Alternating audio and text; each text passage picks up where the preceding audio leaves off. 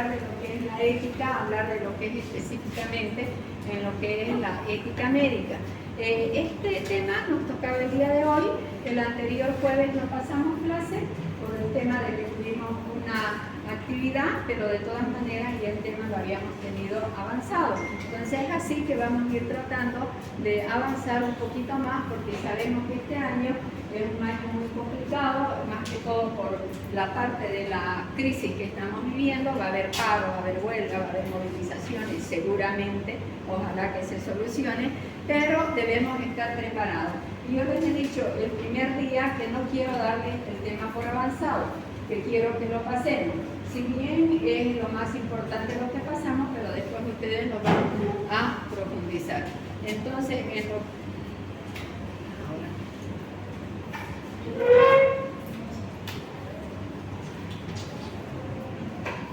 ya. Entonces, el tema de hoy lo que vamos a hablar son consideraciones éticas, y lo que nosotros queremos es que ustedes conozcan lo que significa la ética médica, lo que significa la ley que nos rige para que nosotros actuemos dentro de lo que es nuestra profesión, como es la ley 31 y 31, aplicar y conocer lo que es el código de ética, que lo vamos a ir viendo de a poco, ¿no? Y quiero empezar hablando de un médico que es muy conocido a nivel internacional, obviamente que ya falleció, que es Favaloro. ¿Alguien ha escuchado hablar de él? Sí. Fue un médico argentino muy famoso porque inventó la técnica del bypass cardíaco para ayudar justamente al tema de corazón. Sí, es un médico cardiovascular que lamentablemente tuvo su auge, pero como todo ser humano tiene su inicio y su final, y él falleció, pero él nos dejó unos pensamientos muy bonitos. Y aquí dice algo en lo que es relacionado a lo que es la ética médica. En cada acto médico debe estar presente el respeto por el paciente. Cuando nosotros hablamos de ética médica, estamos hablando de dos actores: el profesional médico y el paciente. Y nuestra obligación es tratarlo al paciente con respeto. Tenemos que aplicar lo que son los principios y los conceptos éticos y morales. Entonces él dice, es la ciencia y la conciencia estarán siempre del mismo lado. Si bien decimos que la medicina es la ciencia, pero debe ser con la conciencia, ¿no es cierto? Y siempre ser humanizada. Entonces, dentro de lo que es la ética médica tenemos principios, y esos principios los debemos cumplir. El no cumplir los principios éticos significa vulnerar, y al vulnerar puede ser que nosotros seamos sometidos a procesos éticos o a procesos legales. Hay otra reflexión que es muy importante, ¿ya? Y es cómo nos vemos nosotros, cómo pensamos. Y podés decirme, ¿qué pensás que son los médicos? ¿Qué crees vos que son los médicos? ¿Por qué estudiar? ¿Qué querés ser? Quisiera ser alguien capaz.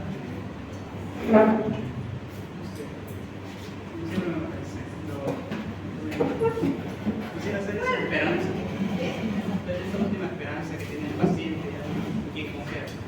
Mira de bonito lo que él dice: quiero ser una luz, está diciendo. Quiero ser la luz de la esperanza de mis pacientes. Miren qué bonito, ¿no? ¿Y tú? ¿Qué pensás que somos los médicos? Creo que son personas que ayudan a la comunidad, a la salud, a la comunidad en general, y son una parte fundamental de la sociedad. Ella está diciendo que va a ayudar a curar, pero el médico no solamente debe curar, sino también consolar, que siempre lo digo, ¿no? ¿Y qué crees vos que no deberían ser los médicos?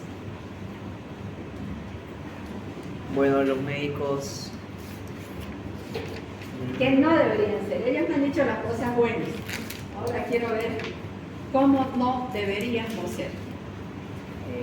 Y en no el debería. grupo tuve opiniones, que una era para reír, ya le voy a decir qué me dijeron. Bueno, muchas veces yo he visto con experiencia que a algunos médicos nos falta un poco de empatía con el paciente. Ya, que no se ponen en su lugar, que se ponen del lado de que somos superiores a los demás. Sí. Muchas veces son simples máquinas a hacer recetas. Olvidan que el paciente es la misma persona y simplemente le dejan su hoja llena. Entonces, eso es lo que se nos ve ahora, ¿no? Y alguien me decía, ahora ya hemos visto lo bueno y lo malo. ¿Y cómo creen que nos ve la sociedad? ¿Cómo creen que nos ve la sociedad ahora? ¿Y cómo nos veía antes? Siento que antes el médico era como era de tanto más alto. Y ahora, Nivel social. o sea, nivel social. ¿Ya? Y ahora, por varios médicos que no son competentes, las personas, los pacientes, van buscando diferente personal médico. ¿Y cuáles son las competencias que debería tener un médico? Que hemos hablado. A nivel académico. ¿Ya? A nivel académico, Y ¿qué sobre debería todo- de tener? Sobre todo en su persona. ¿Qué competencias debería tener a nivel académico? Está muy bien. Es muy bueno hacer diálogo a nivel académico. Y uno, la actitud y el conocimiento, principalmente esas dos. Ya, a nivel académico, ¿qué tiene que tener? Conocimiento, habilidades y destreza. ¿No es cierto? Y las otras competencias a nivel ético son las competencias actitudinales, ¿no es cierto? Entonces son esas tres competencias que deberían tener. Y es tal cual como el compañero lo dice. De repente antes los médicos éramos considerados, primero, de una clase social alta. Segundo, que pensaban que con la medicina se hacía millonario. Yo les digo, hay que ser bueno para tener una vida estable, pero millonario no vamos a ser. Vamos a vivir bien.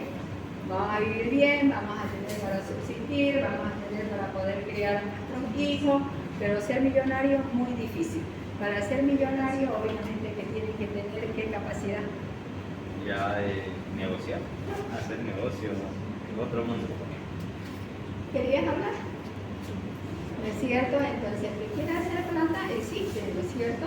De innovación, dedicarse a la tecnología, pero dedicarse a la parte profesional, asistencial o docencia, no nos hacemos millonarios, pero sí vivimos bien. Entonces, les decía yo cómo nos ven los médicos, ¿no? Ahora, en la actualidad. ¿Cómo creen que nos ven? Nos ven como personas que no estamos haciendo lo que tendríamos que poder hacer, digamos, pero obviamente por circunstancias anexas al sistema. Bueno, les comento, porque fue gracioso y tienen razón. ¿Cómo nos ven ahora como mercantilistas? Que hacemos negocio con nuestra profesión. Ya que vamos y de repente le pedimos de todo para un simple dolor de cabeza y llegamos hasta la resonancia. Y la otra respuesta que fue espectacular, ¿qué creen? ¿Cómo lo ven a los médicos? Me lo dijeron los estudiantes, como infieles. Claro, ellos dicen sí, ¿no? Y entre los chistes que van y que vienen, dicen, no, dentro de las profesiones, ¿quiénes son los más infieles?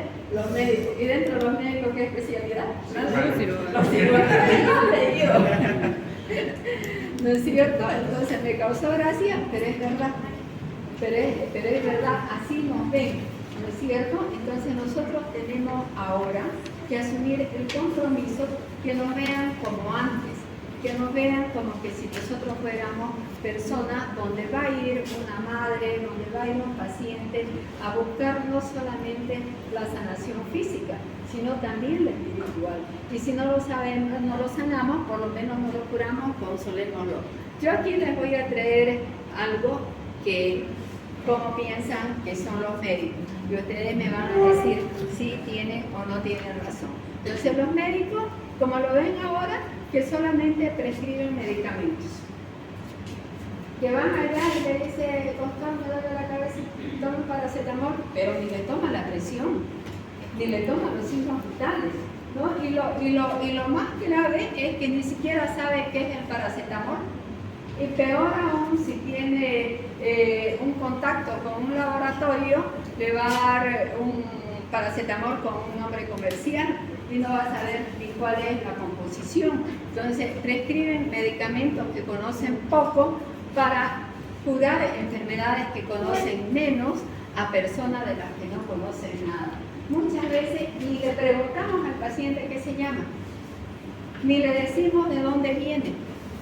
Entonces, realmente nos hemos convertido, como ustedes dicen, más que todo en un autómata mercantilista, que no tenemos ese relacionamiento con el médico, que no tenemos esa ética profesional que deberíamos tener entre todos. Y eso que ha pasado nos ha desprestigiado.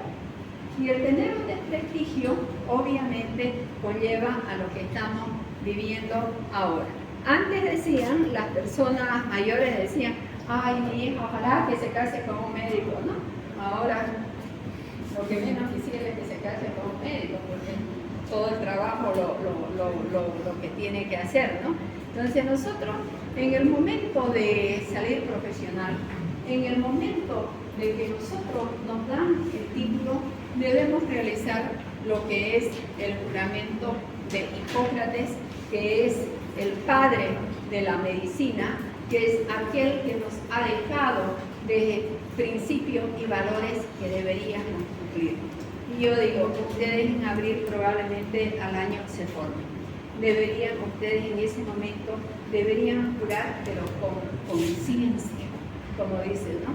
Saber que esos principios, que ese juramento hipocrático, ustedes lo van a cumplir.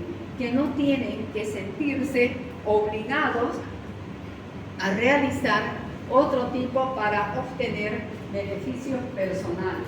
Y lamentablemente hablaba yo que cuando hablar de ética y de valores, y uno de los valores principales es la honestidad. Honestidad con el paciente de decirle la verdad. Honestidad con el paciente de hacer un diagnóstico y pedir los laboratorios de acuerdo a lo que está pensando. Pero ¿qué es lo que pasa ahora? Y no solamente en el ambiente médico, sino a nivel nacional. ¿Qué es lo contrario de honestidad? Corrupción. ¿Y qué es lo que vemos?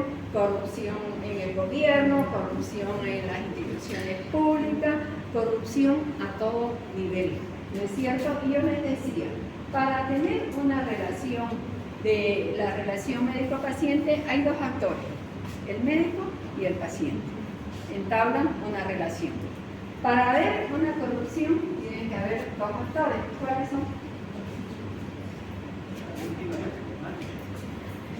El corruptor y el corrupto, ¿no es cierto? Lo que está diciendo. Entonces, y yo veo, y les decía a ustedes, que la verdad es una pena que veamos esa falta de valores, esa falta de principios, que nos hacemos daño a nosotros mismos. Y nos acabamos peleando entre compañeros, entre docentes y estudiantes, entre administrativos, y lo que hacemos es dar una mala imagen a nivel institucional, en la misma casa, en el hogar y en todos los lugares que nosotros podamos trabajar. Entonces, primero, nosotros tenemos que saber qué sarna nos hemos buscado para rascarlo al ser médico, ¿no es cierto? Y vamos a decir, yo tengo que saber qué es lo que me espera al conseguir mi objetivo, al conseguir ser médico. Y una de las cosas básicas,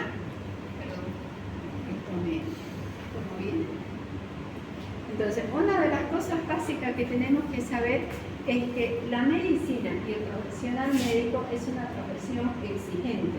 ¿Y por qué es exigente?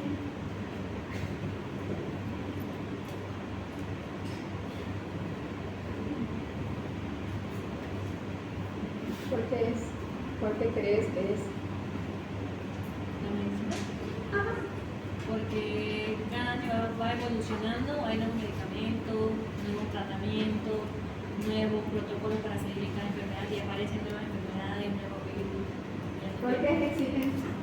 Diría para empezar porque es una carrera que es desgastante, tanto físico como psicológicamente, y que en muchos casos no tiene hora ni horario fijo. Exactamente, yo me exijo, yo tengo que dar más de lo que puedo dar.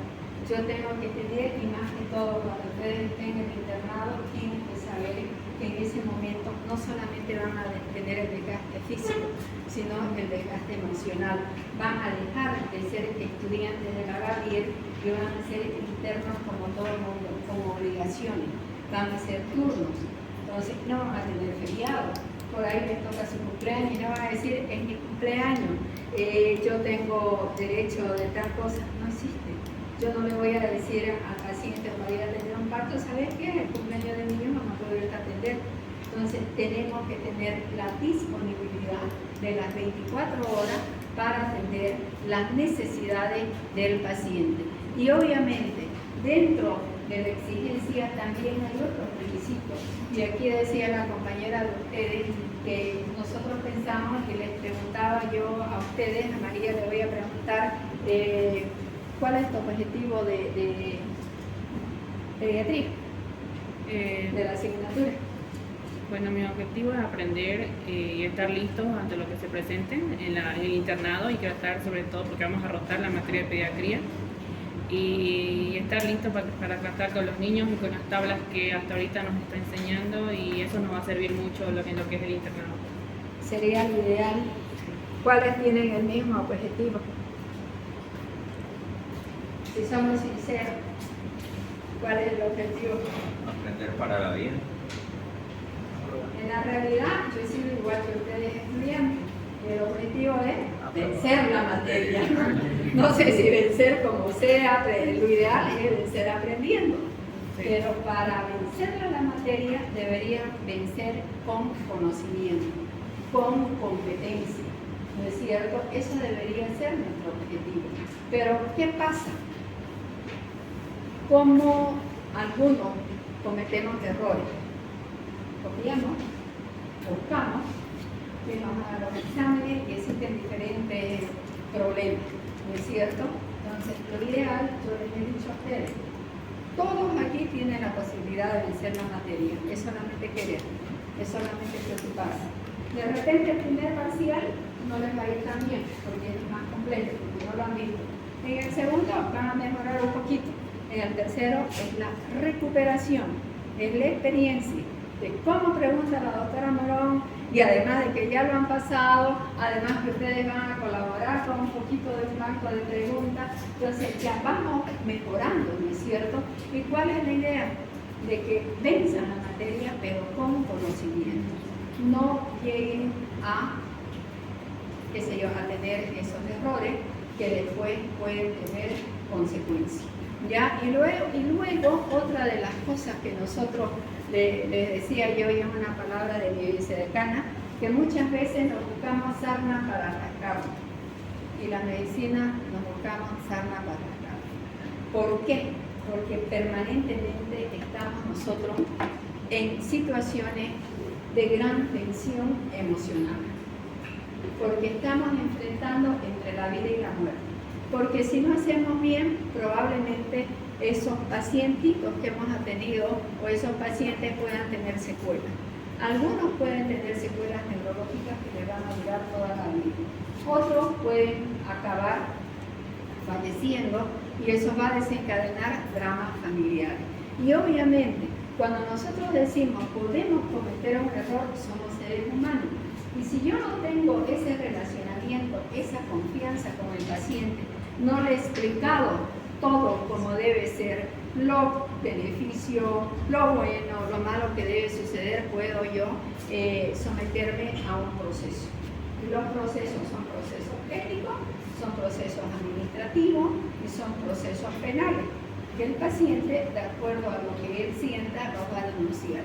El ser sometido a un proceso puede tener un impacto moral y un impacto económico. Yo digo, la parte económica la podemos recuperar, pero si yo soy un médico que tengo, o estoy empezando, tengo años de experiencia y voy a cometer un error, y ese error me va a llevar a un proceso judicial, el impacto moral, la denigración que tiene hacia el entorno, y lo primero que dicen es negligente, lo primero que dice la gente, ¿no es cierto? y ya la prensa es amarillista. Y va a poner el doctor tanto, qué sé yo, no hizo bien, no cumplió las normativas y ha hecho una mala praxis o una negligencia médica y ya ahí ha destruido una familia. Si eso se ha verificado que no era así, cuando hacen la aclarativa ya ni lo dicen, pero ya tu familia está destruida. El estigma en tus niños, hasta tus hijos van a la escuela, de repente ya ni quieren ir. Yo lo he visto, hasta se cambian de colegio. Porque van y le dice el compañerito, oye, tu papá es el que tenía o tu mamá es la que tuvo ese problema que está en la tele. Entonces, tratemos nosotros de ser normativos. Tratemos nosotros de ver lo que es la profesión médica como queremos que sea, de cumplirla a cabalidad, con todo lo que son los códigos de ética. Entonces, dentro de lo que es la parte ética, existen instancias. Dentro de esas instancias tenemos el Código de Ética Internacional. Luego tenemos en el Estatuto del Colegio Médico, tenemos el Código de Ética Nacional y tenemos acá, obviamente, cada uno con sus representantes, el Tribunal de Ética Nacional y el Tribunal de Ética Departamental. Ahí todas las denuncias en relación a lo que es el comportamiento o el actuar del médico va al Tribunal de Ética Departamental. El Tribunal de Ética Departamental, de acuerdo a las normativas, puede sancionar con diferentes tipos de sanciones. Y obviamente, en el caso, cuando siempre hay una denuncia y hay un denunciante, ¿no es cierto? Y una de las dos partes dice estuvo bien y el otro dice estuvo mal. Y hay la segunda instancia de apelación, que es al Tribunal ya Nacional. Entonces, ¿qué nos dice el Código de Ética Internacional en relación a la profesión médica? Que para ser un médico tiene que tener altos estándares morales. Y ahí hablamos de principios y valores morales. ¿Y cuál sería uno de los valores que tú crees que debería tener el médico? Primero démosle la palabra a la gente.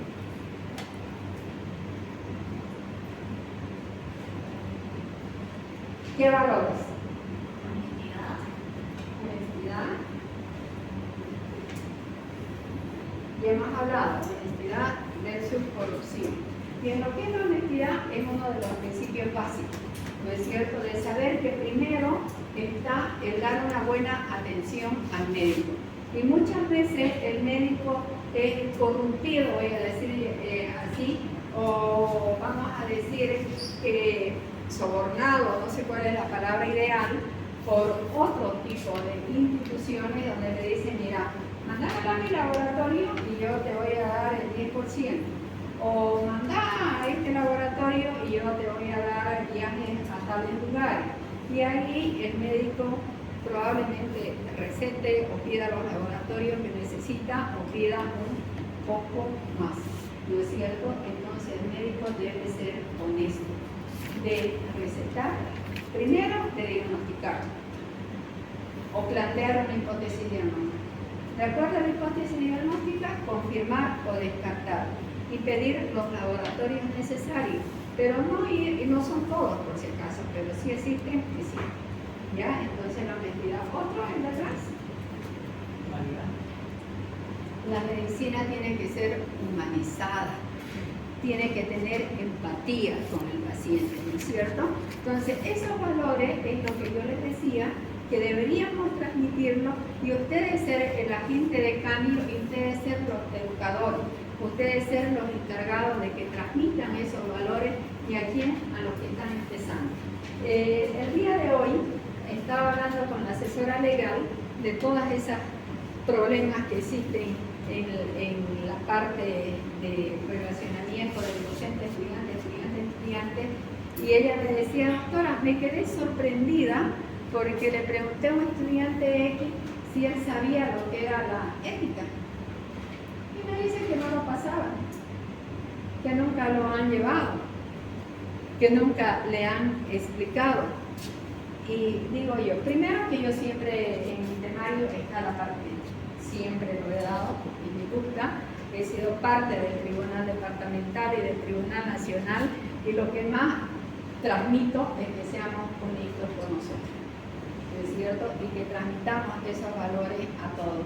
Y eso no está lejos de la realidad.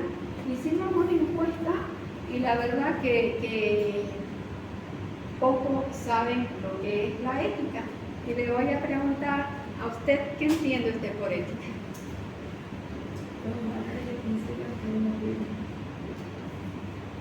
¿Ya? ¿Y tú?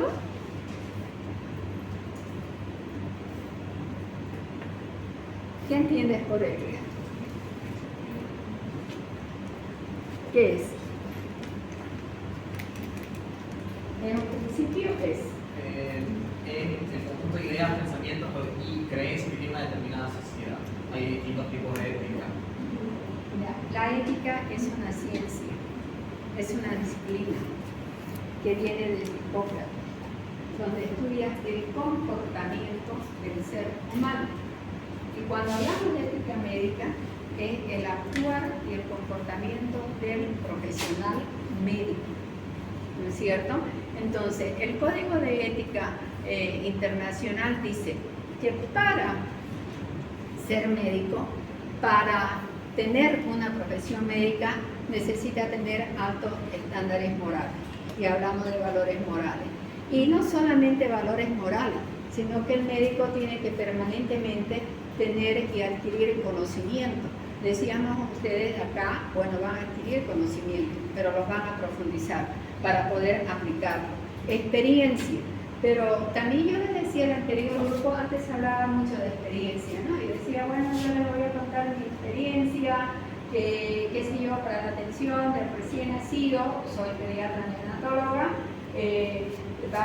ya la normativa actual, o no la normativa, perdón.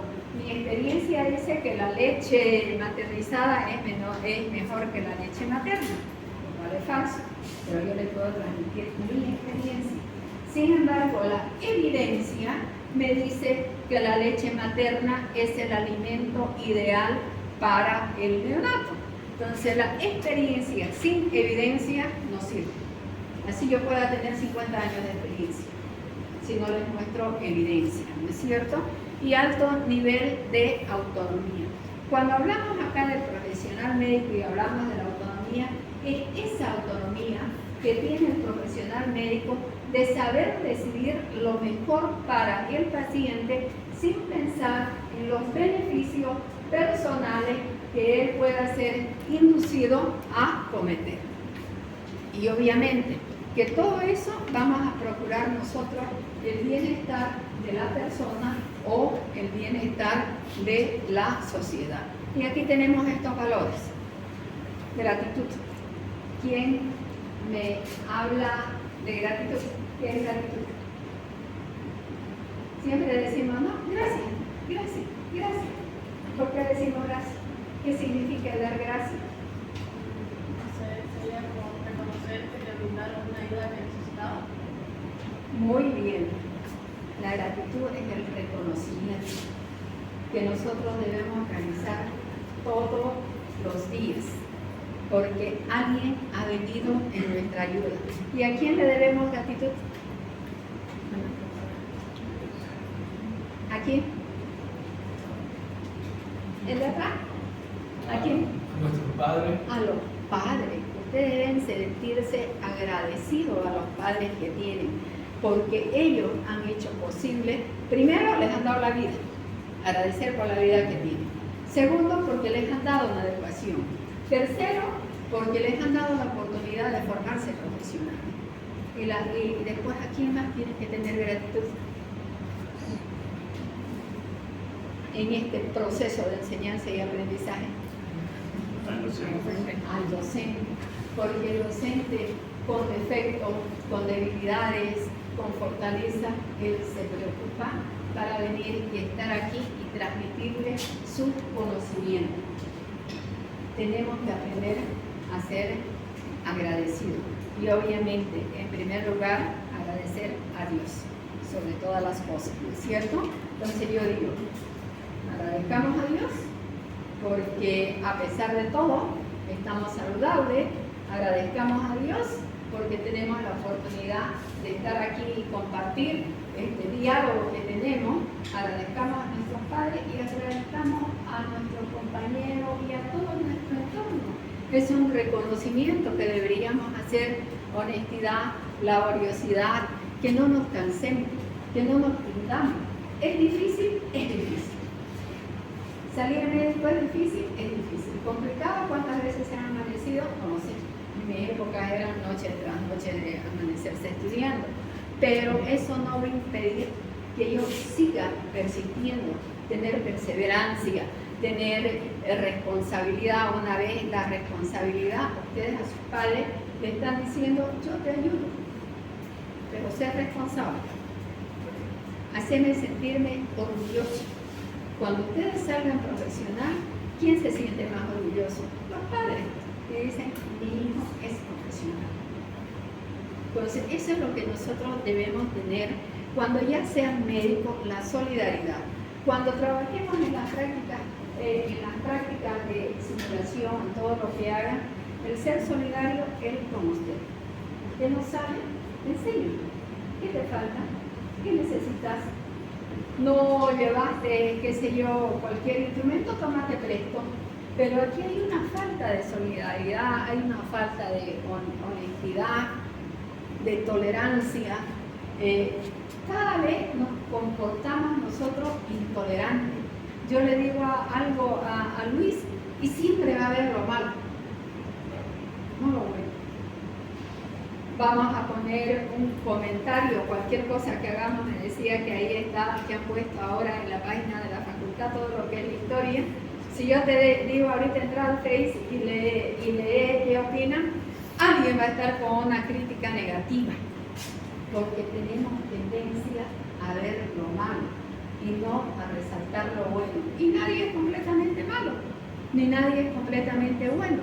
Pero aprendamos nosotros a sentirnos orgullosos de lo que somos, de lo que hacemos, de nuestra casa, de nuestro hogar, de nuestra carrera y de nuestra universidad. Y pongámoslos en alto, ¿no es cierto? Y obviamente que estos valores son los que nos van a permitir, como dice ahí, a defender y crecer con dignidad. Aquí tenemos algo que les he traído yo, que son los valores y la ética son importantes en el lugar del trabajo. O sea, la ética no solamente es del profesional médico, el docente tiene que tener ética, el estudiante tiene que tener ética, los trabajadores tienen que tener ética, y nosotros aquí estamos hablando de lo que es la ética organizacional. Entonces, ayudar a mantener el orden. Yo les digo, y me quedé impactada de una reunión que fui, y aquí les quiero comentar algo que me impactó, es cómo en los países europeos tienen otra actitud. Voy a decir orden, limpieza. Tenemos una facultad, una carrera que aparentemente yo me sentiría orgullosa, pero yo lo voy viendo a muchos estudiantes caminar con una sidekick y lo botan el chicle, el papel, la botella, habiendo los basureros. Y nadie es capaz de decirle, mira, mantengamos este orden, esta limpieza, que eso nos da otro sentido de nuestra facultad. Y les decía yo que en alguna oportunidad, se lo voy a decir con nombre y apellido, el hijo del doctor Remedio Vargas, que es médico, que estudia y está haciendo la especialidad en Alemania, estábamos en una reunión, en una actividad, de un movimiento, y cuando yo lo veo, ¿cómo cambiamos, no?, de actitud? Cuando yo lo veo a él, y era una asamblea, vamos a decir, un estudiante, un movimiento, y todo el mundo come, y todo el mundo vota. Cuando él va y busca una bolsa, ¿quién tiene una bolsa? ¿Quién tiene una bolsa? Cuando lo veo alzar todo lo que estaban votando. Cuando yo veo esa actitud de él, cuando veo el entorno que estaba con él, todo alzando la basura. ¿Cómo hace cambiar el que veamos eso? ¿Cómo cambiaríamos nosotros si me ven a mí o lo ven a ustedes? Que, qué sé yo, otra cosa que me impactó fue, estaba yo andando en mi movilidad, y una señora tira una botella. La de adelante o la de atrás, mejor dicho, la ve y la bocinea. Pare, pare. La señora se hace a un lado y se para. Va y le dice, señora, se le cayó esto. Y es verídica, lo vi yo. Se quedó impactada. Ay, ay, ay, gracias, ¿no? Entonces, si no nos educamos y no educamos a los demás, siempre vamos a estar viendo esa parte que no es la que debemos transmitir. Entonces, decía yo que debemos nosotros tener y recuperar, como les decía en esa feria. Vamos a hablar de lo que significa ética y de qué palabra viene. Ética viene del término griego, ethos, que significa costumbre. Y ya habíamos hablado que es una disciplina, es una filosofía hipocrática donde evaluamos el acto del médico, el comportamiento, la parte moral. Y dentro del comportamiento y el actuar del médico, obviamente que hay actos buenos y hay actos malos, que los debemos nosotros reconocer. No solamente hablar que la ética es del profesional médico, hay la ética médica individual, hay la ética médica social. La ética médica individual es como él actúa con su paciente en lo individual del profesional médico. La ética médica social es en relación con lo que es la sociedad. Entonces, de cierta manera, nosotros llevamos la ética médica a la parte pediátrica. Y en la parte pediátrica, lo que tenemos que evaluar es el conjunto de principios y comportamientos que están relacionados a los niños. ¿Y qué es lo que tienen los niños? O sea que tenemos que tener la capacidad de prevenir y curar. No solamente curar, sino también prevenir, que ya lo hemos hablado, ya sabemos cómo educar a la madre para que tenga una buena nutrición, una nutrición saludable, para que tenga la inmunización. Y obviamente con todo eso estamos buscando la protección de las necesidades y deseos de los niños y su familia. Entonces la ética en pediatría es fundamental para brindar una atención de calidad y calidez a los niños y a su familia, que es algo que yo aquí siempre lo digo y en todos los lados, ¿no? Queremos una facultad que dé calidad académica y calidez humana. La deontología. ¿Qué es la deontología médica? Es el conjunto de normas que nosotros tenemos la obligación de conocerlas. Las normas que tenemos aquí es como la constitución política del Estado. Decía yo que el colegio médico, cuando ustedes van y se inscriben, deberían darle, no sé si le regalan, no sé si lo compran, lo que es el estatuto del conocimiento médico. Y nosotros tenemos la obligación de conocerlo para poder cumplirlo y acatarlo.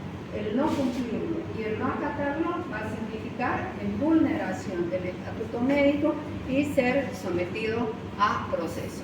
La bioética deriva de la palabra griega bios, que quiere decir vida, y etos, comportamiento, costumbre, que estudia la relación entre la vida y los principios de la conducta humana. En esto de acá estamos hablando de lo que es ya la parte de investigación. Y obviamente que al hablar también de principios éticos morales, estamos hablando que empezó con ese legado que nos ha dejado Hipócrates, con el juramento hipocrático, y en lo último tenemos el Código de Nuremberg, que es lo más conocido, y la Declaración de Helsinki. El Código de Nuremberg, ¿por qué nació este código? ¿Por qué viene? ¿Por qué? ¿De dónde se originó? Ante todas las atrocidades que surgió, como dice ahí, en el régimen nazi, en la Segunda Guerra Mundial, donde hacían experimentos sin tomar en cuenta la voluntad del paciente, sin tomar en cuenta el consentimiento informado, sin tomar en cuenta el daño que podrían tener en esos pacientes. Y la Declaración de Helsinki ya nace en el 1968 a través de la Asociación Médica Mundial, donde ya establece claramente que el objetivo es el bienestar del paciente, que para hacer todo protocolo de investigación, cualquier protocolo donde nosotros investiguemos algo, tiene que tener y pasar por el comité de ética. Aquí el comité de ética hay un comité de ética en la carrera de medicina que está a cargo del doctor Arnoldo Méndez o de la doctora Hidalgo, que conforma, y obviamente hay comité de ética en los hospitales, hay comité de ética en el colegio médico. Entonces yo presento mi protocolo y el protocolo tiene que ser validado por el comité de ética, y obviamente los pacientes o el personal que va a entrar de ese estudio de investigación tiene que tener el consentimiento informado por escrito. Además, en todo estudio de investigación, si bien yo quiero entrar, ese estudio, vamos a suponer, vamos a hacer un estudio de investigación, estamos planificando, que se llama Gabrielita, que es ver la prevalencia del Chagas en las mujeres en edad fértil de nuestra universidad. Yo puedo firmar el consentimiento informado, pero también en el momento que yo decida salir, tengo el derecho de salir. No significa que firme y voy a estar hasta el final, ¿no es cierto? Entonces, ¿qué es lo que dice nuestro estatuto de acá en relación a lo que es el código de ética? Los médicos bolivianos, en concordancia y cumplimiento de los preceptos éticos deontológicos contenidos en el presente código de ética, declaramos ser continuadores de la filosofía y pensamiento hipocrático, adhiriéndonos a sus postulados y recomendaciones éticas en el ejercicio de la profesión médica. Estamos obligados a conocerlo y aplicarlo. Ser idóneos en el ejercicio de la profesión y por ello ejercerla con humanismo, conocimiento, competencia, responsabilidad y amor al paciente. Lo más importante, estamos hablando nosotros ahora de los principios. ¿Quién me puede decir cuáles son los principios de la ética médica? Son 4. Que es lo que he venido hablando ya he ido tocando. Primer principio. Primer principio. Que se llama el principio de actuar de manera oportuna y eficaz para hacer un diagnóstico preciso y un tratamiento oportuno. Beneficencia. Entonces, primer principio ético, beneficencia. No maleficencia, no hacer daño al paciente. Autonomía. Aquí estamos hablando de autonomía en relación al paciente. Es el paciente el que tiene que decidir a través del consentimiento informado si él quiere o no quiere realizar el procedimiento que le va a decir el médico que debe realizar, y justicia, ¿no es cierto? El cumplir todos estos principios obviamente que nos va a llevar a que nosotros no tengamos cargos penales y más que todo lo principal, como les he dicho, es no causar daño al paciente. ¿Qué diferencia entre los principios al Código de Ética y Pediatría? Son los mismos. Lo único es la autonomía. Porque para tener y firmar el consentimiento informado, el paciente tiene que ser competente. Y el niño no tiene competencia. Entonces, ¿quién lo tiene que firmar? El padre o la familia, ¿no es cierto? Entonces el niño, al igual que si hay algún tipo de discapacidad o es declarado un paciente incompetente, ¿no es cierto? Entonces, lo que les decía yo, que entendemos por beneficencia, primer principio básico, que lo tenemos que cumplir. Aplicar de forma idónea, oportuna, lo que ustedes están aprendiendo en este proceso de enseñanza y aprendizaje para tratar de dar la atención al paciente adecuada. En resumen, no maleficencia. El no maleficencia es un principio hipocrático que no deriva en un principio hipocrático que dicen primo non nocere, que significa principio básico, no hacer daño. Entonces aquí estamos viendo que bajo ningún concepto debemos causar daño al paciente y evitarle el sufrimiento en prácticas médicas. Yo voy a hacer una intervención simple, voy a hacer una sutura. Él llegó, se cayó ahorita y le digo, vení, te voy a hacer una sutura. ¿Qué es lo que no debo hacer? Estamos diciendo no causar daño, no producirle dolor, sufrimiento. Lo primero que tenemos que hacer es explicarle que él necesita hacerse esa sutura y que para evitarle, provocarle dolor y sufrimiento, tengo que ponerle en una local y explicarle cuál es el procedimiento. Pero muchas veces dicen solamente 2 punticos nada más, ¿no? Y tiqui tiqui te lo voy a hacer y ni lo vas a sentir ni te vas a dar cuenta.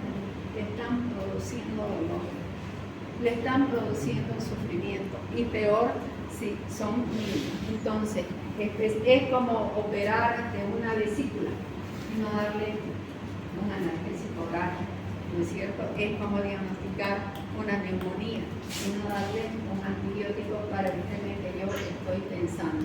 Entonces, el principio básico hipocrático de primum non nocere es no hacer daño al paciente.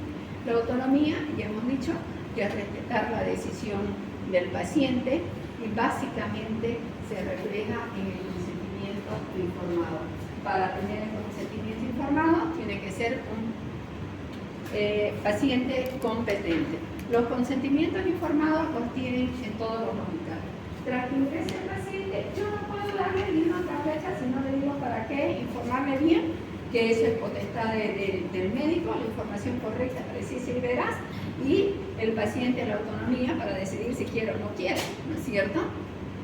Entonces, primero tenemos nosotros que para tener y realizar un consentimiento informado, el médico tiene que darle una información completa, adecuarse al lenguaje que tiene, el paciente lo tiene que entender y comprender y no tiene que haber presión de ninguna índole para que el médico firme. Y si nosotros en algún actuar de nuestra profesión no nos va a firmar un consentimiento informado, no nos pongamos en riesgo. Mire señora, usted por ahí no confía en mí, busque una segunda oportunidad, una segunda opinión, pero yo no lo puedo operar mientras usted no me da. Muy frecuentemente es que, a ver, ¿qué ejemplo les puedo dar?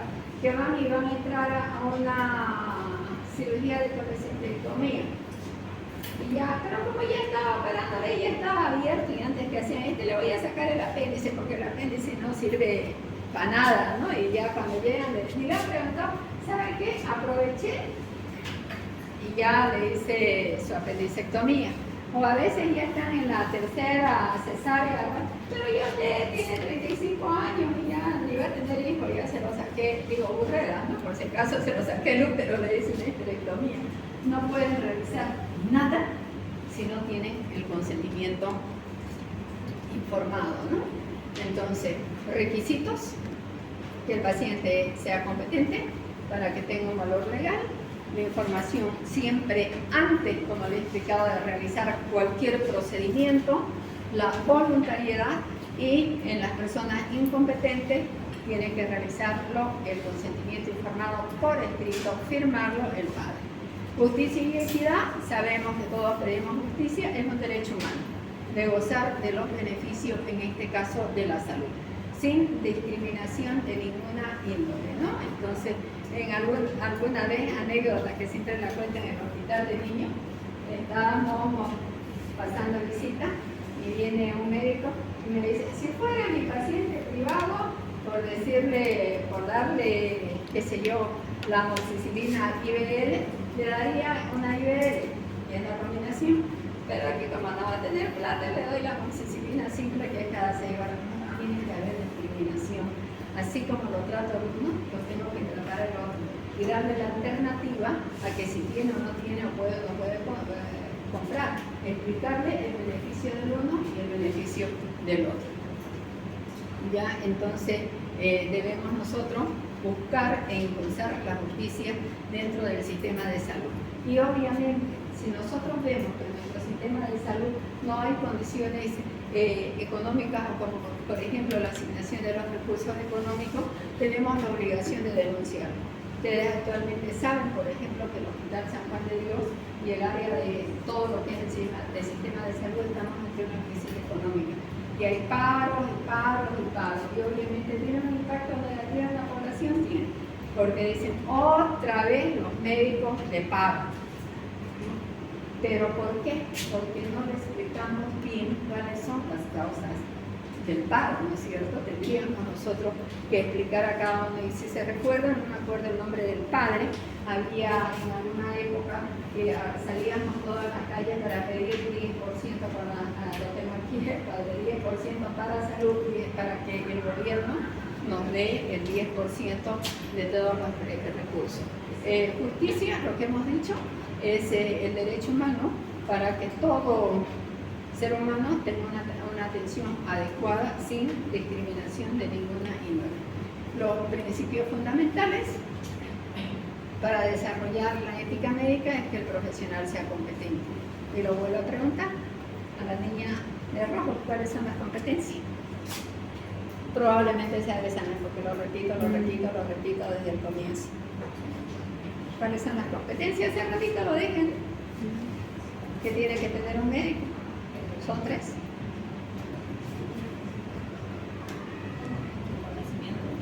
¿Ya? ¿Ya? Y lo que estamos aprendiendo ahora, actitudinales, el saber ser, eso estamos hablando, ¿no es cierto? La confidencialidad del paciente, ustedes tienen que saber que hay un secreto profesional, que el paciente viene a confiar de algo y el médico no tiene por qué estar comentando. Es frecuente en los hospitales y más que todo en interna, ay, tu paciente que tiene, y a veces no nos damos cuenta que los familiares están ahí, ¿no es cierto? La honestidad que ya hemos hablado, las relaciones apropiadas con el paciente. ¿Cuántas veces ustedes han visto de las relaciones y las denuncias inapropiadas del actuar del médico? Ha habido denuncias en la PA, con niños, con mujeres. Entonces, la recomendación es que si ustedes van a examinar a una paciente, específicamente sea mujer, lo hagan, y si es niña, al lado de su padre o de otra persona, ¿no es cierto? Calidad de atención, la distribución de recursos, conocimiento científico y obviamente qué tipo de relación puede tener el médico con el paciente. 3. El paternalista. Aparentemente parecería que fuera bueno, ¿no es cierto?, ser un médico paternalista, pero ahí estamos violando un derecho, el consentimiento informado. Ahí yo estoy decidiendo por lo que él quiere. Mire, señora, lo mejor es que usted entre a cirugía y la vamos a marcar para el día lunes. ¿Está bien? ¿Ok? Lo marcamos y ya está todo hecho. Estamos violando el consentimiento. Yo estoy tomando la decisión, estoy haciendo de padre. Lo mismo que el de autónomo, ya le explico y estoy simplemente de espectador. Mire, necesita esto, decídalo, pero no le explico lo que es bien y lo que es mal. Entonces yo tengo la obligación de informar. ¿Y cómo debemos ser? Responsables.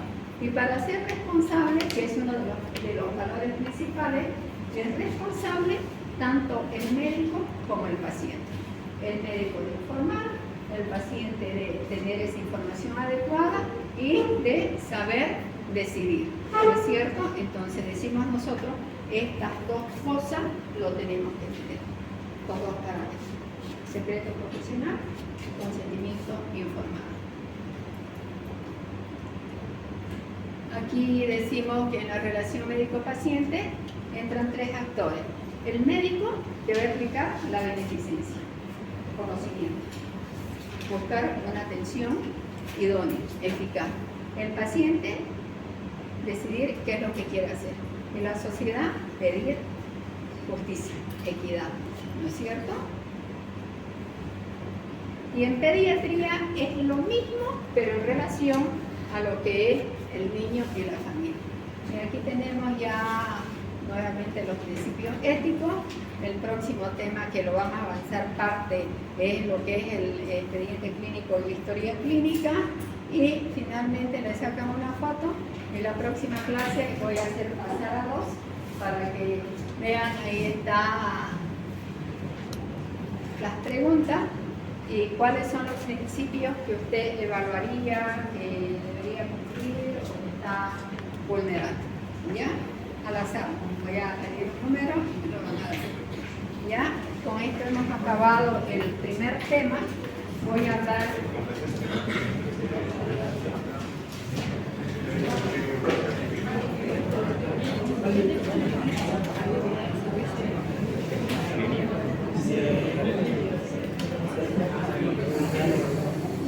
Luis, ¿entendiste la palabra?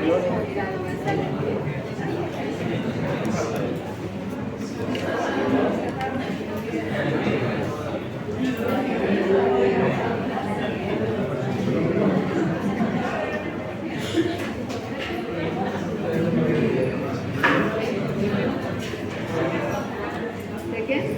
Ya habían sido las 6, digo. ¿De qué? Las 6 casi ya son. Sí, pero nuestra clase es hasta las... Hasta las 6:15. 6. No, es hasta las 6:15. 6:15. Sí, Con el otro curso lo terminé. Sí. Vamos a ir rapidísimo. Ya es para que vamos avanzando. Cuando pregunte mucho, dígame, doctora, no pregunte mucho, pase, y ahorita vaya a pasar, bien.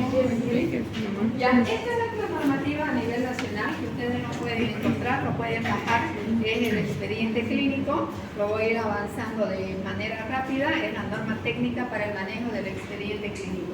Hablarle a ustedes, voy a ir pasando las láminas rápido, que nosotros tenemos 3 tipos de expediente clínico, donde uno que es el más importante, que lo hemos hablado en la primera clase, es el expediente de internación, el expediente que se hace en las salas de internación. Obviamente que lo que nosotros tenemos que saber es que ustedes aprendan a qué están obligados. Una de las obligaciones es conocer lo que es la ley 3131, que fue promulgada el 8 de agosto del 2005. No voy a preguntar porque están, ya le digo, la más cansada acabo yo porque generalmente me gusta interactuar, pero en vista de la hora voy a ir así por mí. Entonces, la ley 3131 es la ley del ejercicio profesional. Esa ley del ejercicio profesional toda la tenemos que aplicar en todo lo que es el ámbito, tanto en lo que son las instituciones públicas como las instituciones privadas y lo que significa la seguridad social. Esta ley ha sido reglamentada a través del decreto supremo 28562 del 22 de diciembre del 2005. Les decía yo a ustedes que es obligación de nosotros el conocer nuestras leyes a las cuales estamos obligados de cumplir. Y obviamente que en cualquier momento el gobierno nos quiere, qué sé yo, no quería modificar la ley 3131 y ha habido grandes marchas, ¿no es cierto? Entonces, dentro de lo que es la ley 3131, obviamente que está lo que decíamos nosotros, el manejo del expediente clínico. ¿Cómo lo definimos al expediente clínico de manera práctica y simple? Nosotros tenemos 2 cosas, el expediente clínico y la historia clínica. Y en muchos la confundimos, médicos activos, médicos jóvenes, ustedes que están en proceso de formación, y decirles que son 2 cosas totalmente diferentes. El expediente clínico es un conjunto de normas donde nosotros ahí registramos todas las características en las cuales va a significar el proceso de la atención del paciente durante su enfermedad o el proceso de salud. El expediente clínico tiene su uso y su aplicación que es obligatoria para que la podamos realizar. Obviamente que este expediente clínico tiene diferentes objetivos y no solamente es el de prestar una asistencia médica, sino también lo podemos utilizar como parte científica, como parte tecnológica, como parte administrativa. Por ejemplo, si yo quiero hacer un estudio de investigación retrospectivo y quiero ver la prevalencia de las infecciones de vías respiratorias en el hospital de niños, ¿qué voy a ir a revisar? El expediente clínico, ¿no es cierto? Además, algo que es muy importante es que ese expediente clínico tiene ciertos requisitos que cumplir, uno de los cuales es el archivo del expediente clínico. El expediente clínico no tiene que estar, ya se acabó y se acabó, y lo voy a guardar donde sea. El expediente clínico tiene que estar bien archivado y en cualquier momento que alguien lo precise tiene que estar a disponibilidad. En los ambientes hospitalarios es muy frecuente que soliciten en los procesos judiciales la revisión del expediente clínico o en lo que significa las auditorías médicas, ¿no? Entonces, obligaciones o artículos específicos es la elaboración obligatoria del expediente clínico con todos sus componentes. El primer componente del expediente clínico es la historia clínica. Entonces, mientras hablamos del expediente, que es un conjunto de documentos legales, la historia clínica es un documento legal, que es el primer relacionamiento, contacto que tenemos el paciente, ¿no? Obviamente que cada institución tiene su manejo habitual, tiene su conservación y su archivo. Les he dicho a ustedes que la próxima práctica, cuando ya en el tercer periodo, es elaborar un expediente clínico y ojalá que sea en lo que es el hospital, ¿no? Cuando hagamos la práctica. Aquí está el principio científico de la práctica médica, que es el lex artis medicae, que significa que es la ciencia y el arte de acuerdo con los avances técnicos y científicos de la medicina, reconocidos y validados por la comunidad médica internacional. Aplica y ejerce el profesional médico después de un proceso de formación, de capacitación superior universitaria. Ustedes están en ese proceso. ¿Por qué se los traigo esto? Porque ustedes están en proceso de formación. Y como están en el proceso de formación, lo que les quiero transmitir es las obligaciones que ustedes tienen que conocerlas, acatarlas y cumplirlas. Y velar que lo acaten y lo cumplen, como estamos viendo todo lo que significa nuestro código, ¿no? Entonces, ¿qué hablamos? Lo que ya les he dicho, que significa lo que es el expediente clínico, el conjunto de documentos escritos. El expediente clínico, la próxima clase por ahí les traigo uno, es donde están todo lo que significa las partes constitutivas. Obviamente que para hacer un expediente clínico tiene que tener veracidad, que sirve, ya lo hemos hablado, de carácter científico, tiene que ser integral, ahí se va a buscar información del expediente pediátrico, los antecedentes, lo que son las hojas de indicaciones, lo que son las evoluciones, las normativas para hacer, que todo tiene que estar subjetivo a las normas de libre disponibilidad, unicidad y exclusividad. ¿Qué quiere decir unicidad y exclusividad? Que es como el carnet de identidad. El carnet de identidad es nuestra identificación. El expediente clínico es la identificación que ese paciente ha ido a tal hospital y ahí tiene su registro. La finalidad, ya lo hemos hablado, de docencia, de investigación, asistencial, parte administrativa y obviamente una de las partes más importantes que creo yo es que nos sirve para la parte jurídico-legal. Es el único documento donde en el momento que ojalá nunca lo tengan, una denuncia que a ustedes los va a respaldar. ¿Y qué los va a respaldar? Que ustedes han cumplido en la normativa, que ustedes han hecho el tratamiento bajo todo lo que es los principios éticos, con lo que es el consentimiento informado y además de acuerdo a las normas de cada patología.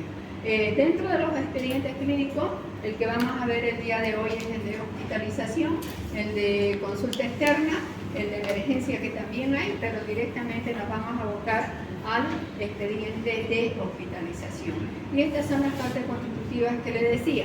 Tiene la historia clínica, el consentimiento informado, las órdenes médicas, las notas de evolución y cada uno de estos elementos que vemos aquí tiene sus características y sus consideraciones y las vamos a ver a medida que vamos avanzando.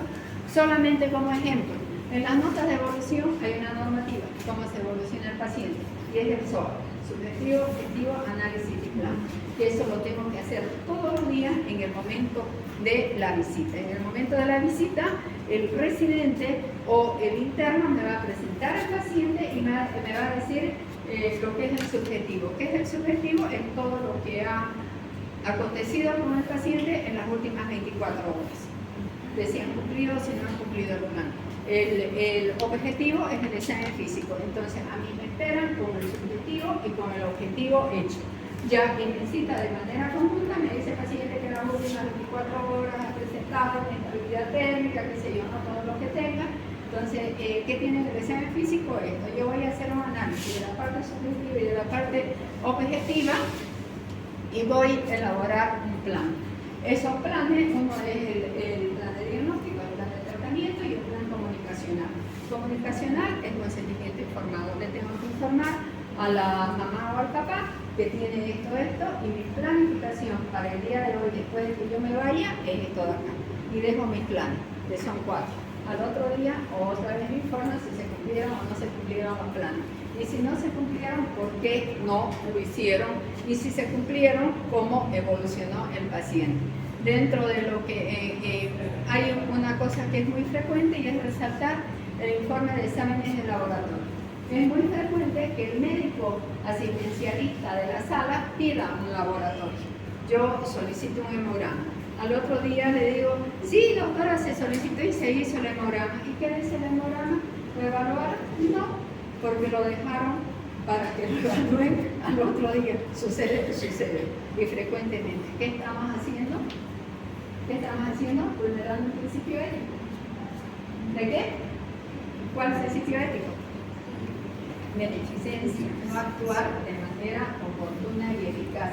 Porque si yo pido un laboratorio y me voy, hay un médico del turno, ese laboratorio interno, doctora, llegó al médico del turno o al residente, llegó el laboratorio, evalúenlo, pero no lo dejen para el otro día, para que yo lo evalúe a las 24 horas.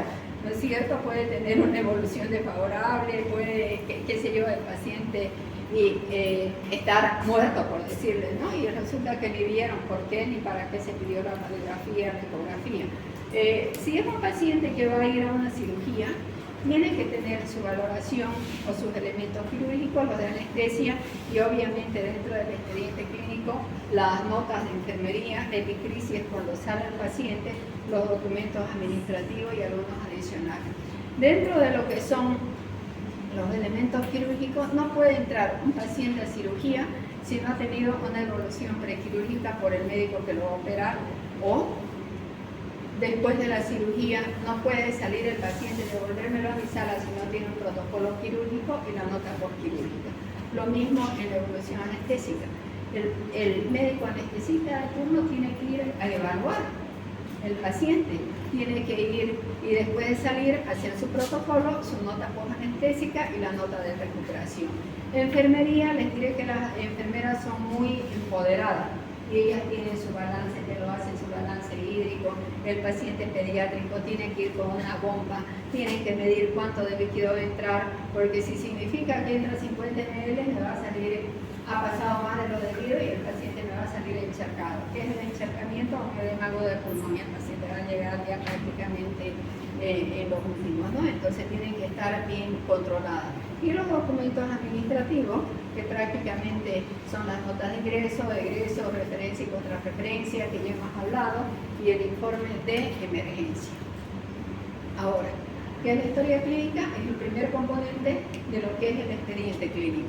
¿Y qué es lo que hemos dicho? Que es un documento médico legal, un documento, el otro conjunto de documentos, varios documentos, ¿no es cierto? Y es una pregunta que les diré que cuando voy a examen de grado siempre la pregunto y nadie me la responde, porque siempre piensan que el expediente clínico es la historia clínica. Y en lo que se refiere a la parte pediátrica es lo mismo, pero en relación a lo que es el niño, ¿no es cierto?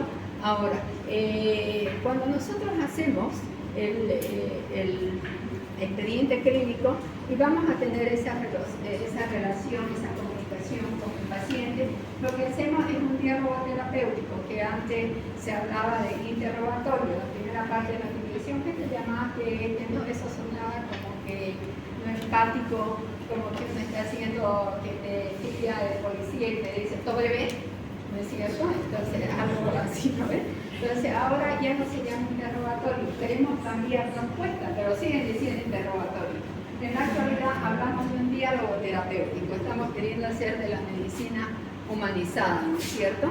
Entonces, obviamente, que siempre decimos que una buena historia clínica tiene más valor diagnóstico que cualquier examen de laboratorio. Volvemos a repetir, aprendan semiología, aprendan a hacer una buena historia clínica. ¿Cuál es el objetivo? Ya lo hemos repetido, establecer una relación médico-paciente, aplicar lo que están conociendo ahora, aplicar los conocimientos y en el examen físico aplicar sus habilidades y destrezas. sea, evaluar los síntomas, los signos, plantear hipótesis diagnósticas, evaluar los laboratorios y consolidar los aspectos éticos. ¿Cuántos tipos de historias clínicas hay? 2. La que se usa en muchos países ya son prácticos, ¿no? Tiene, no tiene, marca, no marca, esa es la orientada por problema, que se la conoce también como SOA, y la clásica, que es la que nosotros en la mayoría utilizamos. Entonces, la estructura clásica de la historia clínica, y estamos hablando de historia clínica. Lo importante es saber qué es el expediente clínico, cuáles son las partes constitutivas del expediente clínico, y lo otro, la historia clínica. La historia clínica tiene una estructura básica, la clásica, que es la que la mayoría de los laboratorios, en la mayoría de los hospitales utilizamos. Entonces, la parte constitutiva de la historia clínica es el análisis, es la relación, es lo que le decía que era antes el interrogatorio, que hablamos de diálogo terapéutico. Luego de que hacemos, vendría a ser el subjetivo, que es lo que hace el residente en la evolución. El examen físico, que vendría a ser el objetivo, hablando y viendo de lo que es ya la evolución del expediente clínico. Análisis de la información, planteo una hipótesis diagnóstica, pido el examen en el laboratorio, confirmo o descarto y hago mi tratamiento. Dentro de las preguntas y respuestas, dentro del diálogo, empiezo yo preguntando la afiliación, que es nombre, edad, sexo, dónde vive, el motivo de consulta. Vale la pena recalcar que en el motivo de consulta es importante utilizar el lenguaje del paciente. Ese lenguaje del paciente se llama lenguaje coloquial. El motivo de consulta es decirle, ¿por qué vino usted, señor? O sea, saber cuál es la causa que ha venido a buscarme a mí. Si me dice, qué sé yo, me pica la espalda, motivo de consulta, picada de espalda. ¿Ya? No puedo transformarlo en lo que es el lenguaje técnico médico. En la historia de la enfermedad actual, bien como dice ahí, historia. ¿Qué quiere decir historia? Recordar hacia atrás. Recordar cómo ha empezado el síntoma principal, cómo ha evolucionado el síntoma principal, ¿no es cierto? Y hacer todo de eso, primero el síntoma principal y después los otros síntomas que han ido apareciendo. Los antecedentes personales son los fisiológicos, no patológicos, los patológicos y familiares. Luego viene el examen físico, análisis de información, hipótesis diagnóstica, examen complementario y tratamiento. Estructura para que ustedes vean la diferencia de un expediente clínico versus una historia clínica. Ahora, ¿cuál es el objetivo de una historia clínica en un servicio de urgencia? Primero, que tenemos que identificar los aspectos fisiológicos, anatómicos y más que todo el estado de gravedad y saber lo que es emergencia y urgencia. Se sobreentiende que un paciente va a una emergencia porque necesita y corre y está en riesgo la vida. Emergencia es realizar una atención, un procedimiento de manera inmediata porque corre riesgo de vida. Urgencia es realizar el tratamiento, pero no da tiempo para estabilizarlo. Podemos observarlo durante 24, 48, 72 horas para estabilizar al paciente y después tomar la conducta, ¿no es cierto? Entonces, obviamente, que dentro de lo que es la historia clínica va a tener sus características especiales en lo que es el paciente pediátrico, porque el paciente pediátrico es un paciente que no es colaborador. Es un paciente que nos va a llegar, nos va a molestar, entonces yo decía que teníamos que tener el cuidado para relacionarnos con el paciente y con la familia. Entonces, dentro de la secuencia de valoración pediátrica, se usa lo que es el triángulo de evaluación pediátrica, que es el TEP.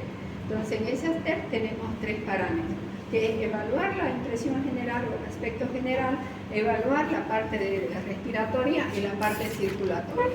Y luego ver lo que significa ¿ya? La valoración primaria, vía aérea, respiración, circulación, la valoración secundaria y la valoración terciaria, que ya vendría a ser el diagnóstico. Entonces, cuando hablamos de triángulo, nosotros vemos que tiene 3 aristas, ¿no es cierto? Entonces, ya hemos hablado del aspecto general, cómo llega el paciente, cómo nos impresiona el paciente, cómo se mueve el paciente pediátrico, estamos hablando, ¿no? si llega llorando, si llega doblado, si llega riendo, porque a veces es la madre que generalmente nos preocupamos y pensamos que es una emergencia, pero cuando voy al médico y yo evalúo el triángulo que estamos hablando de evaluación pediátrica, voy a ver si realmente necesita una atención de emergencia, si es urgencia o si puede ir a consulta externa. Algo que es un ejemplo clásico y está aquí el otoscopio, ¿no es cierto? Si yo veo, por ejemplo, que viene un niño con la mano en el oído, subjetivamente me está diciendo que su causa y su molestia es el dolor de oído. ¿No sería ético sentarte y ya directamente irme a evaluar su oído, de ponerle un instrumento que él no sabe? Entonces, explicarle a la madre, primero hablar, conversar, ver, qué sé yo, la manera de tener ese relacionamiento médico-paciente y explicarle que le voy a poner una lucecita para ver su oídito y que después de eso le voy a dar unas gotitas para que mejore y se sienta mejor. No directamente ir ya a una intervención que le pueda, que le pueda significar dolor. Obviamente aquí tenemos la imagen de la impresión general de cómo llega un paciente que está sano, de cómo llega un paciente que está enfermo, ¿no es cierto? Entonces, ¿qué nos permite realizar de manera rápida y eficaz ese triángulo de evaluación pediátrica? Ver la gravedad del paciente. Y en esto de gravedad del paciente, determinar qué es lo que voy a hacer. Voy a referir, voy a contrarreferir, lo voy a atender yo, o sea, me significa que yo tome decisiones para darle una atención adecuada, ¿no es cierto? Entonces, en la apariencia, ver el tono, los movimientos, la reactividad.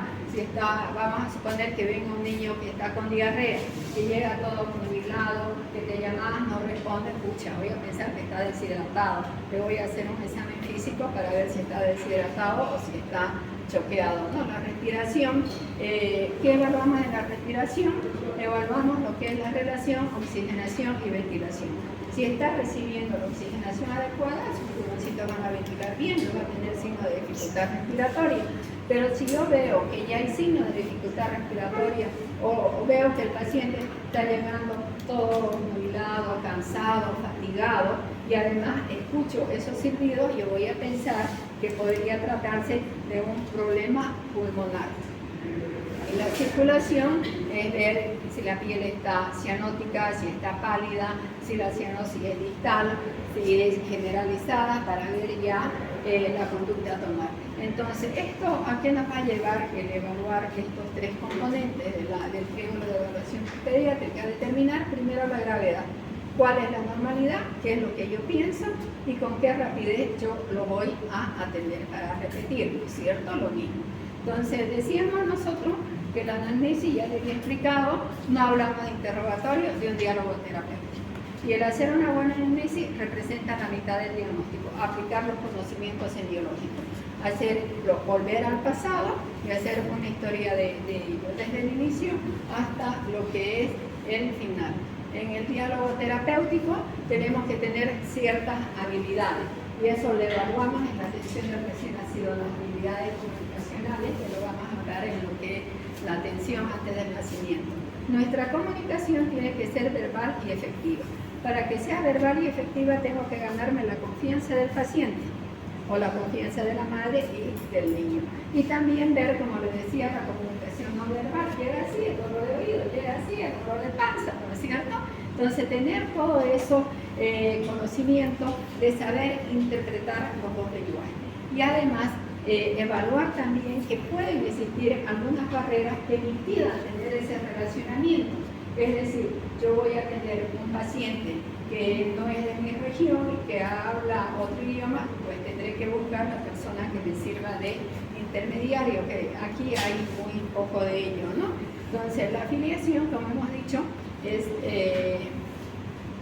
básicamente los datos del paciente y luego tenemos el motivo de consulta, que ya les he explicado. Aquí está lo que es el lenguaje coloquial y lo que este médico pediatra dice, ¿no? Razón o causa que motiva la visita al médico. Para ir al médico tienes que tener una causa, tienes que tener un motivo de consulta. Y yo tengo que aprender a sacarle, pero ¿cuál es el síntoma? Porque dice, no, con una cosa y acaba con otra. Tengo que saber diferenciar cuál es el síntoma principal, ¿no es cierto? Y obviamente, en base a ello, ya voy a hacer lo que es la enfermedad actual. Entonces, bien definido. Motivo de consulta. ¿Cuál es el lenguaje que se usa? Coloquial. Historia de la enfermedad actual. Todo lo que yo hablo con ese dolor de panza, voy a decir, es dolor abdominal. Localizado en el epigástrico, gástrico, ya de acuerdo a las segmentaciones de lo que es el abdomen, ¿no? Y evaluar lo que hemos dicho desde el inicio, duración, de los síntomas, cómo evolucionó, y obviamente todo eso lo tengo que escribir. Entonces yo hablo, me anoto lo más importante y después al hacer la historia clínica hago ese relato cronológico y secuencial. ¿Qué quiere decir cronológico? De cómo ha ido apareciendo, de cómo es la secuencia. Y para eso tengo que acordarme de estas palabras mágicas. ¿Por qué vino? ¿Cuándo empezó? ¿Cómo evolucionó? ¿Y qué le dio? Eso es lo que me interesa. Ya vamos a suponer que sea un dolor abdominal, un adolescente, que estemos pensando en apendicitis, pero lo enmascaraba a cuadro, porque ya le daba antibiótico. Entonces, ¿qué le dio? Tomó algún analgésico, tomó algún antihistamínico, que es importante para el momento que nosotros hacemos ya la evolución.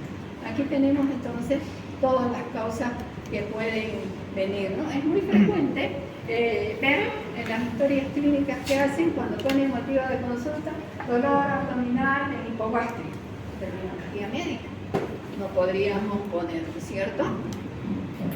Y hay algo que es importante, que estas palabras me gustan bastante, preguntar bien es saber más.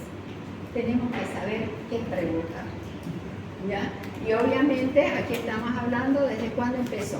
Se me echaron los pies, yo pongo ya edema, ¿no? Y ahí ya voy a seguir empezando cuando todo lo que ya vamos hablando, ¿no es cierto? ¿Por qué, cuándo, cómo y qué le digo? Luego, empezar siempre por el síntoma principal y ya después ir viendo, y después apareció alguna otra cosa, empezó a vomitar. Después de que empezó a vomitar, las características del vómito, como cuando empezó, ¿no es cierto? Y ahí nosotros ya vamos a tener una idea de lo que nos vamos a ir formando. Esto de acá ustedes ya lo han debido llevar seguramente en cirugía, son acrónimos que frecuentemente utilizan para ver el tipo de dolor que tiene, ¿no? Lo que es el ATLIF y el ALICIA, que creo que ustedes lo utilizan más. Dentro de los antecedentes personales tenemos los no patológicos y fisiológicos. Va a depender de la edad del paciente, si es muy importante. Por ejemplo, si es un neonato, me va a importar los antecedentes prenatales y enfocarme más, ¿no? ¿Qué tipo de parto fue? Si hizo control prenatal, si donde el control prenatal la madre tuvo alguna enfermedad, alguna patología, si se hizo algunos laboratorios, si es sangre negativa. Vamos a suponer que la causa y el motivo de ingreso a los 5 días de vida sea una ictericia, se puso amarillo, el motivo de consulta, el color amarillo de la piel, ¿no es cierto? Y hay enfermedad actual, ya voy a poner presenta histérico, ¿a partir de cuándo? Porque si es antes de las primeras 24 horas, voy a decir es patológico. Si es después de las 24 horas, podría ser una fisiológica. Entonces ya me voy yo haciendo mi película, ¿no es cierto? Entonces, los antecedentes natales ya en el momento del nacimiento. En el momento del nacimiento, ¿cómo fue el parto? Lloró, respiró, ¿no es cierto? Y se hizo alguna maniobra de reanimación, se utilizó oxígeno, eso ya me va a ir dando pautas para que yo pueda agarrar y hacer mi análisis del subjetivo y del objetivo. Los antecedentes postnatales, obviamente ya es después en niños más grandes. Lo que nos interesa es la alimentación, lo que nos interesa si tiene un año, hasta qué edad le dio la leche, la lactación, que está ahí un poquito con negrilla, vamos a decir así, es el momento del inicio de la alimentación complementaria, cuando ya los requerimientos nutricionales de la leche materna no son los adecuados para sustentarlo al niño. En el periodo perinatal significa la madre y niño, la gestación, parto, la alimentación y los antecedentes patológicos. Es importante los antecedentes patológicos, el momento que ha tenido, vamos a suponer, viene con lesiones exantemáticas, pero si me dice el niño tiene 2 años, no ha recibido la vacuna y ya tuvo su sarampión, ya no voy a pensar que es sarampión, ¿no? Por ahí voy a pensar que es otra cosa, ¿no es cierto? Entonces, saber desde cuáles son las patologías que ha tenido, desde que ha nacido hasta el momento que ha tenido. y los antecedentes familiares, que siempre ustedes saben ya. Esto de acá prácticamente lo han visto en semiología, ¿no es cierto? En semiología han hablado mucho de lo que es la historia clínica y seguramente han hecho ya la historia clínica, ¿no? La importancia de que yo piense que pueda haber una patología, vamos a suponer que la madre haya tenido una toxoplasmosis durante la gestación, pues yo voy a pensar que el niño probablemente tenga una toxoplasmosis congénita, ¿no? Entonces, aquí tenemos todo lo que es, y con esto hemos acabado la primera parte, y obviamente ya después ahora hemos hecho el subjetivo. En la próxima clase ya vamos a hacer el objetivo, cómo se hace el examen físico, regional, segmentario. Y con esto, chicos, esto ya ha ido volando, ya les he dicho que ustedes tienen que decirme, calma, doctora, vaya más rápido, porque si no lo último a disparar. El resto de la historia clínica. ¿Y en la lista dónde queda?